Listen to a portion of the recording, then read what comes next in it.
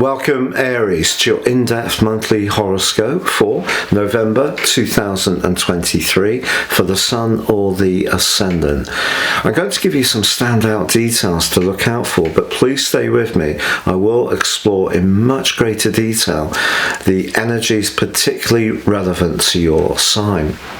Now yours is a sign that's governed by Mars, which is very much about action, but it can also be about impulse. And when it joins with the new moon on the 13th in the deep and very intense sign of Scorpio, that's really going to turn the temperature up in the following month. So I can't wait to share that with you.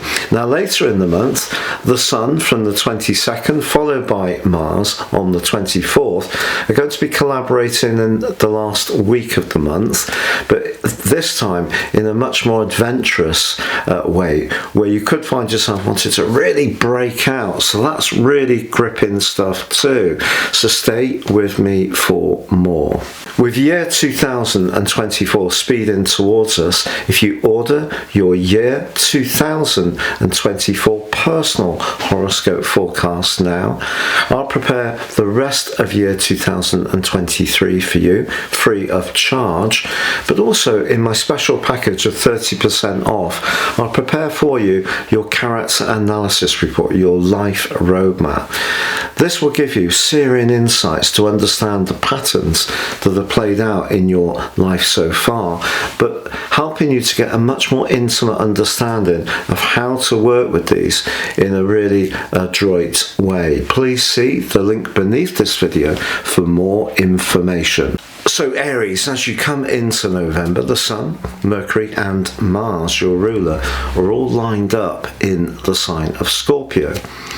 But in week one, the Sun is in an opposition with Jupiter, still retreating in its retrograde in the sign of Taurus, which is very much to do with everyday resources, our self-worth and values, whereas the Sun in the opposite sign can be to do with business, entrepreneurship, and where we may in some ways be more speculative. The opposition between the Sun and Jupiter, as long as we don't try too hard, can actually be very fortunate. But it's also important not to get so caught up with this energy that we believe that it's impossible for us to trip up and for things not to work out to our advantage. And also overlaying this in week one is Venus in the sign of Virgo, which is not its best location, in a very draining opposition with Neptune. So in a romantic context, if there is someone you're really drawn to, but they seem to be very mysterious, a little bit elusive, you can't quite get a feel for what they're about, yet you may really have the hots for them, just wait until the 8th when Venus moves into your sector of relating, which is a magnificent location because it moves to the sign of Libra, which it governs, and it really can be very helpful to you in this position. But also on the 4th, Saturn ends a retrograde. If you think back to mid-June, if things have felt really quite challenging from a psychological viewpoint, where you just haven't quite had quite as much physical vitality, it wouldn't really be a surprise. So Saturn starting to go forwards is certainly very welcome. And yet, on the 10th, Mercury moves out of Scorpio and into your sister fire sign of Sagittarius. Now, Mercury is technically debilitated here, but this could give you a push to break out in some way, to do some travel, or to book a vacation for later in the year. It's just that Mercury goes into an immediate square with that newly moving forwards Saturn. And something that perhaps has been going around in the back of your mind, but you haven't expressed openly, you could find yourself wanting to be in a position to ventilate some deep frustrations. Now Mercury is going to be in the sign of Sagittarius through to the first day of December, and then it's going to make its way into the sign of Capricorn. But just be aware, it is going to be coming back in a retrograde, the only fire retrograde of this year for the last 10 days of year 2023. But also in week 1, Mercury is in an opposition with Uranus. And this could make you a little bit more impulsive, but it also can give you a spark around an idea that may be different. Perhaps the depth and the ability to see beneath the surface that Mercury gives you initially in its journey this month can be linked to an openness to innovation that comes from Uranus. But on the 13th, the new moon in the sign of Scorpio does conjoin your ruler. This has got to be one of the most potent new moons I can recall for some while. If we think that the sign of Scorpio is very much about transformation, but it can also be rather blunt and to the point, and I think having Mars in the mix, if we think the moon conjunct Mars can be a bit of a volatile combination, and the 8th house can be quite confrontational. So if there is something in your situation around a romantic tie, an intimate involvement, perhaps it's around shared resources or a business matter that's not going quite as you want, I think in the following months someone could be quite surprised by how much more direct and perhaps even forceful you will be to make sure that you protect your interests. But equally, Mars applying to this new moon can work in a very restorative way. This can be very much to do with rebirth. And if you are wanting to juggle your resources, squeeze a little bit more out of them, perhaps invest in some kind of business idea that you have, your desire to achieve a success is definitely going to be very strong.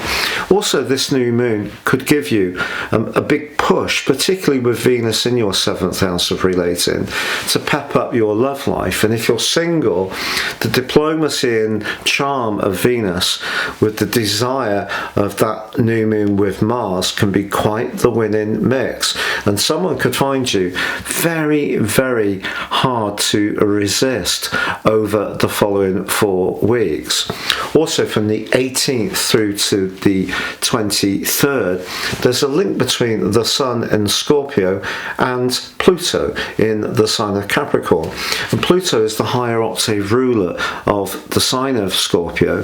So there may be something you're discussing that is to do with a business matter, a position where perhaps you're going to have some kind of opportunity to take on more responsibility or to have a success, but your desire to evolve and change around your situation is going to be incredibly powerful at this juncture of the month. Now, from the 22nd, the Sun moves into your sister sign of Sagittarius, followed on the 24th by Mars. They're combining through the last week of this month, which is a truly impressive combination. It's just do be aware of the role of Saturn. Saturn, since the 7th of March, could have seen you at times feel a little bit depleted or not quite feel that you've got all the energy you need in order to strike out and be very bold but also decisive in quite the way that you're used to. And it might have been quite difficult to actually identify what the issue has been. Maybe it has just been a lower amount of physical energy. Maybe you've been caught up with dealing with some deeply personal or sensitive issues, perhaps to do with the loss of someone in your life, a separation, or perhaps you felt a little bit more inward.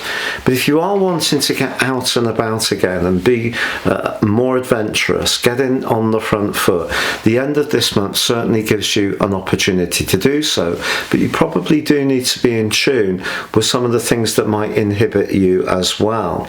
Now, from the 25th to the 30th, Mercury is squaring with Neptune. Somebody could tell you something, or you could have a discussion, and it might be around principles, it may be around a travel plan, but you know what they tell you actually might not be particularly true. So watch out for someone exaggerating something something, labeling, or not accurately describing a product that they may try to sell to you, or in a legal or contractual situation, do be very aware of the small print. Now the 27th sees a full moon in the sign of Gemini, which of course is very buzzy, and it's a very quick moving sign, but here the moon can struggle to integrate the more emotional part of our natures, because the moon in Gemini can try to be quite logical in terms of how it processes something. And this particular event also is in opposition with Mars and the Sun, of course, and Saturn. So there's a T-square coming from Saturn to the position of the moon in Gemini and the location of the Sun and Mars in the sign of Sagittarius. So words need to be carefully measured. There could be someone who tends to exaggerate something, try a little bit too hard, use a bit of blarney in order to make their point. So, and if you are making any travel plans, very important to make sure that you anticipate any potential snags that could come up. So a frank exchange of views may be possible towards the end of this month, but if you are thinking about buying a new mode of transport, I would really scrutinize the manifest of that particular vehicle's history. Is it really as genuine as you're being told? Because something could be hidden by that Saturn in the 12th house that you're not being told about. The same around a contractual matter. You may be having some bright and breezy conversations. It may all look very dynamic with the Sun and Mars together, but there may be some kind of catch that's a little bit hidden and out of sight. Saturn can be very much, of course, to do with rules and regulations. It can be to do with limitations, but it also can be to do with where there's a coldness, and if you pick up a coldness in a conversation, someone's not really being very open, then do listen to your hunches as this month draws to a close. But if you are wanting to jet away somewhere, you want it to be much more dynamic, get out into the great outdoors, be more sporty, you have an opportunity at the end of this month, but just be aware that Saturn is also in its own way trying to protect you by asking you to pace yourself too.